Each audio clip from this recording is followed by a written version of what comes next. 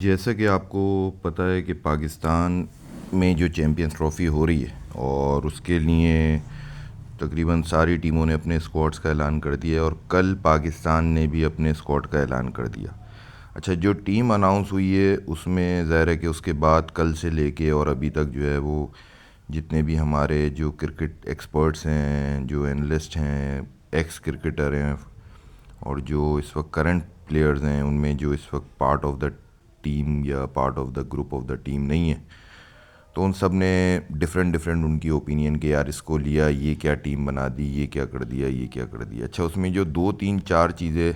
मोटी मोटी हैं वो थोड़ी सी डिस्कस कर लेते हैं। जो सबसे पहले अगर हम देखते हैं तो टीम में ये हुआ कि काफ़ी प्लेयर्स ने ये बात कही कि ओपनर नहीं है। अच्छा, और एक ओपनर के साथ आप चले गए, ठीक है, साइम अयूब जो है एक लॉस है पाकिस्तान के लिए, जिस परफॉर्मेंस जैसी वो परफॉर्मेंस और जिस फॉर्म में वो चल रहा था उसके हिसाब से एक बड़ा लॉस हो गया, ठीक है, ओवर भी कर रहा था। अब जो हमारे पास रिमेनिंग बचे हैं तो उनमें उन्होंने कहा कि फ़खर जमान को आपने लिया और दूसरा ओपनर नहीं। तो मैं पर्सनली समझता हूँ कि दूसरा ओपनर शायद ज़रूरत भी नहीं है, क्योंकि आपने जो टीम अनाउंस की है उसमें मिडिल ऑर्डर के 3 से 4 स्लॉट फिल हो रही हैं और रिजवान से पहले जो 4 साढ़े 4 साल कप्तानी की है वो बाबर आजम ने की, और बाबर आजम ने जिस तरह से रिजवान को कैरी किया वो ऐसे ही कि रिजवान जो है वो बाबर आजम का राइट हैंड थे। तो अब जब रिजवान कप्तान बन गए तो मैं पर्सनली मुझे एक ऐसा फ़ील आता है कि उन्होंने बाबर आजम से पूछा होगा या बाबर आजम ने कप्तान को कहा होगा कि यार मैं तो ओपन करूँगा, ठीक है, और साइम नहीं है तो ओपन मैं करूँगा। तो दूसरा ओपनर तो ऑलरेडी फ़खर ज़मान है, और अगर बाबर जैसा प्लेयर ये कह देता है कि मैं ओपन करूँगा तो फिर टीम को ओपनर की ज़रूरत नहीं रहती, क्योंकि ना बाबर का वो वाला ऑप्शन है कि अल्लाह ना करे इंजर्ड हो रहा है, ना बाबर का वो ऑप्शन है कि बाबर को बिठाया जा रहा है, ना बाबर का वो ऑप्शन है कि बाबर कहे कि नहीं यार मुझसे ओपन में रन नहीं हो रहे, मैं नीचे जाऊँ। क्योंकि हमारी जो पाकिस्तानी टीम जिस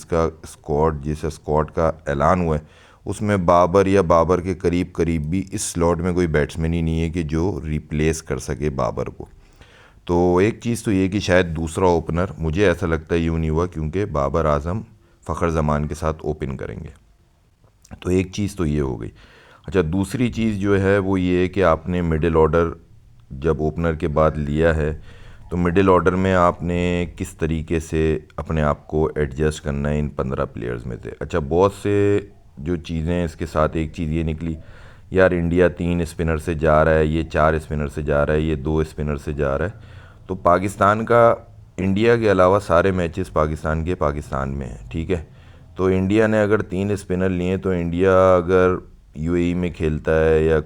कहीं भी उसके अलावा उसके जो भी मैचेस का है या जो भी फाइनल हुआ है, तो उनके पास जो है वो ऑप्शन है कि उनको एक स्पिन ट्रैक या स्पिन फ्रेंडली विकेट या लेट आवर्स में या फर्स्ट इनिंग, वो सारे ऑप्शन उन जगहों पे पाकिस्तान में, क्योंकि ऑलरेडी अगर आपको याद हो ऑस्ट्रेलिया ने या 300 प्लस की ये चीज़ें, तो एक बिल्कुल फ्लैट बाटा विकेट होती है, ठीक है, जो कि इनिशियल 4-5 ओवर आपको पेसर्स को आपको जो है वो थोड़ा सा हेल्प आउट करेगी, उसके बाद आपने कंटेन करना है। ऐसा नहीं हो सकता कि पाकिस्तान में जो मैचेस हों या वो ऐसी विकेटों के बीच में आके जो है वो स्पिनर होता तो फंसा देता। आपको वो प्लेयर्स चाहिए जो कि रन को रोक सकें और अपने ओवर को निकालें, जो मुझे फार्मूला हल्का सा समझ आता है, और उसके लिए जो है वो आपने 3 पेसर के साथ जो है वो जाना है, और साथ में उसके अलावा जो है आपके पास जो है वो पार्ट टाइम स्पिनर हों, पार्ट टाइम ऑलराउंड में मीडियम पेस हो, और वो कर करा के 6-7 बॉलर बन जाएं आपके पास कि आप 50 ओवर पूरे करा लो। तो इस वजह से जो है वो स्पिनर भी मेरा ख़्याल है अबरार को लिया, और अबरार को शायद मेरा ख़्याल है मैच मिले या हो सकता है मैच ना भी मिले। उसकी भी एक वजह जो मुझे लगती है वो भी मैं शेयर कर देता हूँ, वो ये कि खुशदिल शाह जो अभी 2020 और आगे पीछे जो उन्होंने परफॉर्मेंस दी है, तो उसमें अगर आप देखेंगे तो उन्होंने बैटिंग तो उनकी ऑलरेडी चेक हुई है, मतलब वो एज अ 2020 प्लेयर है, लेकिन उनको डेप्थ के लिए टीम में शामिल किया गया है कि बैटिंग डेप्थ हो जाए, क्योंकि यहाँ पे जब विकेट फ्लैट होगी तो रन इतने हो सकते हैं कि अगर आप 5-6 बैट्समैन से खेलोगे तो बैटिंग लाइन ख़त्म हो जाएगी, रन फिर भी बचेंगे। तो इस वजह से मिडिल ऑर्डर बहुत ज़्यादा उन्होंने स्ट्रेच कर दिया है। तो अगर आप फ़खर ज़मान और बाबर आजम को ओपनर रखते हैं और उसके बाद आप मिडिल ऑर्डर करते हैं जिसमें आपको 6 बॉलर भी करने हैं। तो मतलब एक तो ऑप्शन ये है कि जैसे रिजवान ने साइम अयूब से 10 ओवर कराए, एक अच्छी कैप्टनसी है, तो अगर वो ज़रा सा भी उनके दिमाग में ये आता है कि मैं यार कामरान ग़ुलाम से, चलो सऊद शकील भी हालांकि करता है नहीं, लेकिन आप कामरान ग़ुलाम से 2-3 ओवर अगर वो करवा देते हैं तो आप समझ लें उनके पास बहुत अच्छी एक बॉलिंग यूनिट भी हो जाएगा और बैटिंग यूनिट भी हो जाएगा। अब वो परफॉर्म करे ना करे वो एक अलग है, लेकिन डेप्थ हो जाएगी बैटिंग में। और वो इस तरह से कि अगर आप जो है वो फ़खर ज़मान और बाबर आज़म ओपनर हो जाते हैं, उसके बाद हमारे पास नंबर 3 जो है वो हमारे पास कामरान ग़ुलाम हो जाते हैं, और नंबर 4 पे हमारे पास रिजवान हो जाते हैं, नंबर 5 पे हमारे पास जो है वो आपका सऊद शकील हो जाते हैं, नंबर 6 पे हमारे पास सलमान अली आगा हो जाते हैं, नंबर 7 पे हमारे पास खुशदिल शाह हो जाते हैं, और नंबर 8 पे हमारे पास फ़हीम अशरफ हो जाते हैं। और नीचे 3 फास्ट बॉलर जो 4 आपने लिए, तो मेरा ख्याल है ज़्यादातर मैच नसीम, शाहीन और हारिस ही खेलेंगे।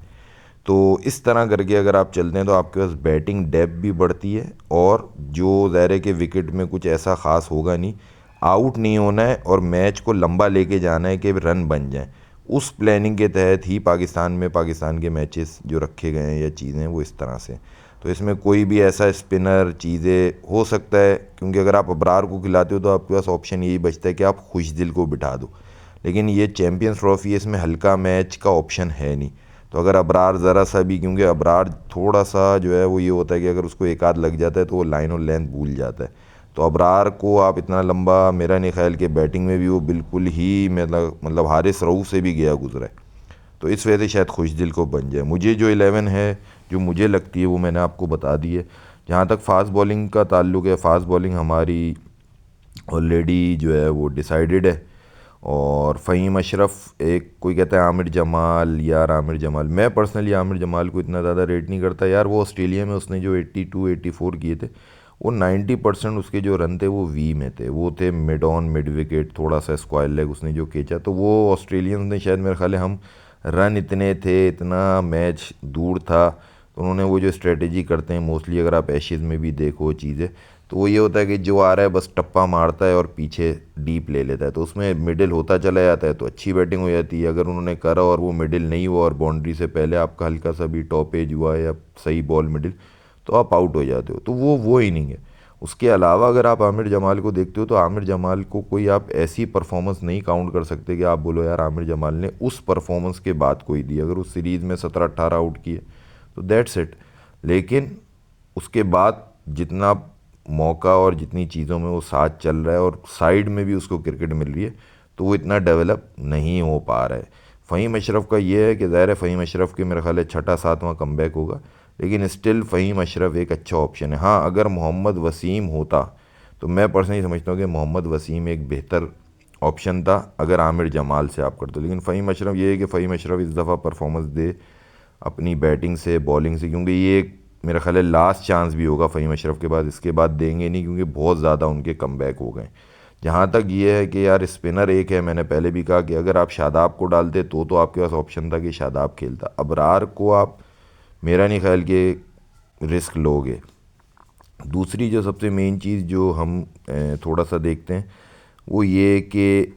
ओवरऑल टीम बैलेंस है, ठीक है। मिडिल ऑर्डर में आपको जो 50 ओवर खेलने के लिए आप फंसते हो, जो रिजवान हो गया या कामरान ग़ुलाम, सलमान, तो सऊद शकील एक बहुत अच्छा ऐड ऑन है। एक तो ये है कि वो बीच में एक आपको खब्बा मिल जाएगा जिससे आपकी एक जो है वो ज़ाहिर है कि बॉलिंग साइड की फील्ड चीज़ें प्लानिंग चेंज होती है। और दूसरी तरफ ये कि वो टेस्ट मैच में बेशक उसने पढ़ा, लेकिन वो एक कॉम्पैक्ट प्लेयर है, एक प्रॉपर स्पिनर को अच्छा खेलने वाला प्लेयर है, तो वो आपके लिए एक अच्छा ऐड ऑन है, ठीक है। क्योंकि हमारे यहाँ होता था कि ऊपर के 1 या 2 लेफ्टी के बाद नीचे कोई है ही नहीं, तो बॉलिंग लाइन जो होती थी या बॉलिंग साइड जो होती थी उसको भी पता होता था कहाँ करना है। तो ये थोड़ा सा एक शफल अच्छा है, और उम्मीद करते हैं कि टीम अब अच्छी है, हल्की है, बुरी है, लेकिन ओवरऑल टीम अनाउंस हो गई है, और wish them all best of luck. और उम्मीद करते हैं कि ये अच्छा परफॉर्म करेंगे और टूर्नामेंट में जो मैक्सिमम एंड है,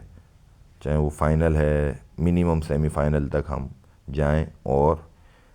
अच्छे से अच्छे मैचेस जीतें और टीम के लिए भी वो काम आए और उनके अपने इंडिविजुअल के लिए भी काम आए। Hope for the best. उम्मीद करते हैं पाकिस्तान एक अच्छा champions trophy as a defending champion उसको खेलेगा और इंशाल्लाह ताला फाइनल में जिस भी टीम के साथ खेलता है तो उसको हरा के चैम्पियंस ट्रॉफ़ी विन करेगा एक दफ़ा और। Thank you.